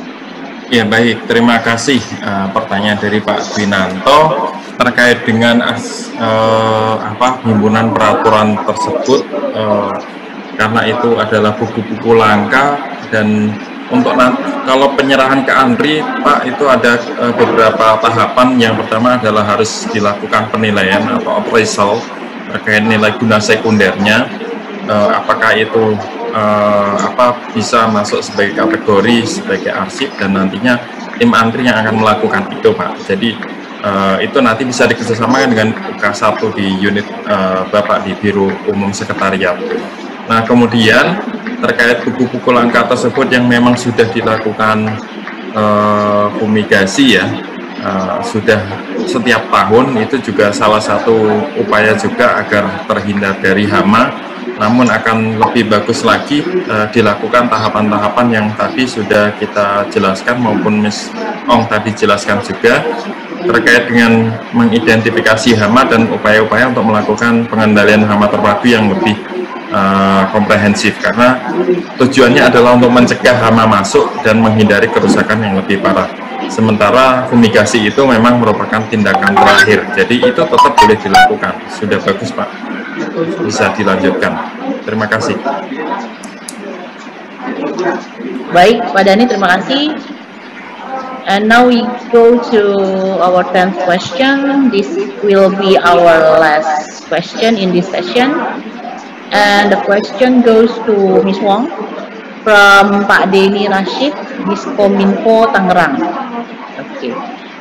Ms. Wong, you've mentioned earlier that at the National Archives of Singapore, you don't have difficulties regarding with the pest management or regarding with pests. And the question is, how does National Archive of Singapore preserve their archives?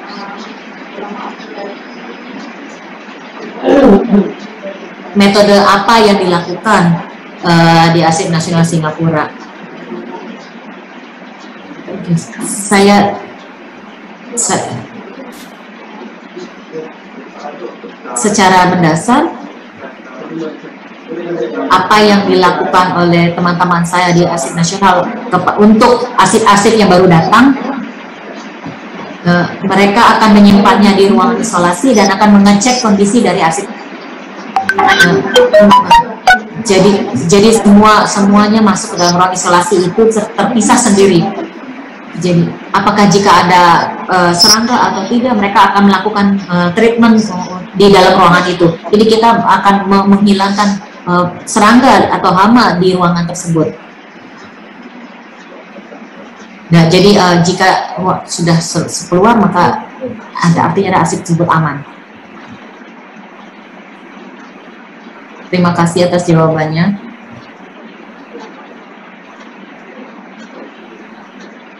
Saatnya untuk menutup dari diskusi ini.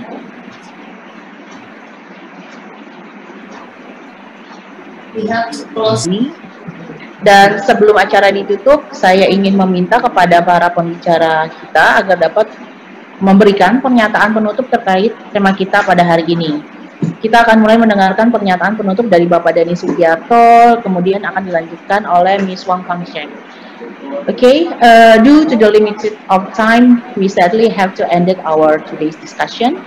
And before closing, I would like to ask our speakers to give their closing statement related with our today's theme.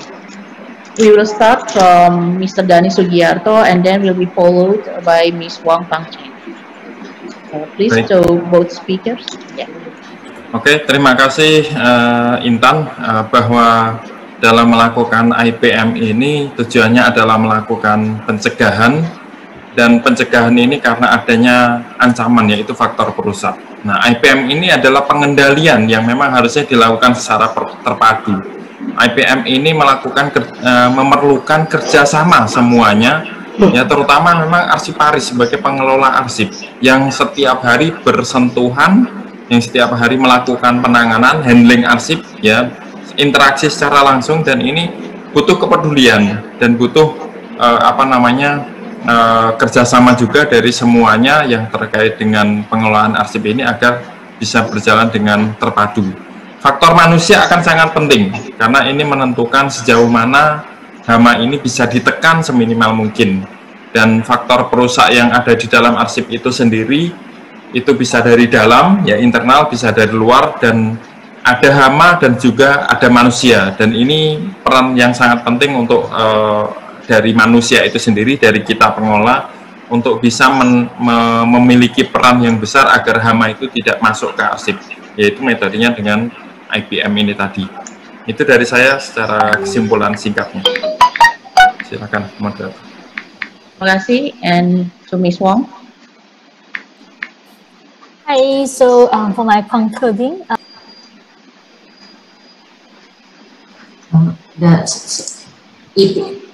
manajemen pengendali hama terpadu merupakan tidak hanya dilakukan sekali waktu, tapi merupakan kegiatan yang harus dilakukan secara terus-menerus. Dan jadi IPM ini meliputi tindakan pencegahan dan juga penanganan arsip. Kita tidak dapat menanggulangi semua hama yang terjadi, namun kita dapat mencegahnya.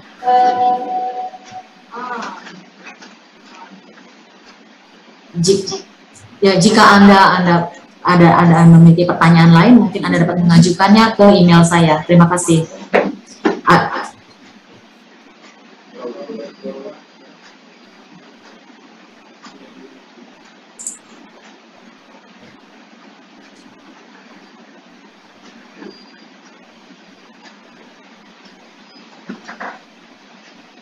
Ingatkan kepada para peserta untuk mengisi link evaluasi, untuk diisi link tersebut telah dibagikan melalui Zoom dan juga di YouTube. Jadi Bapak Ibu silakan mengisi link evaluasi tadi, yang mana ini pengganti dari presensi, gitu ya.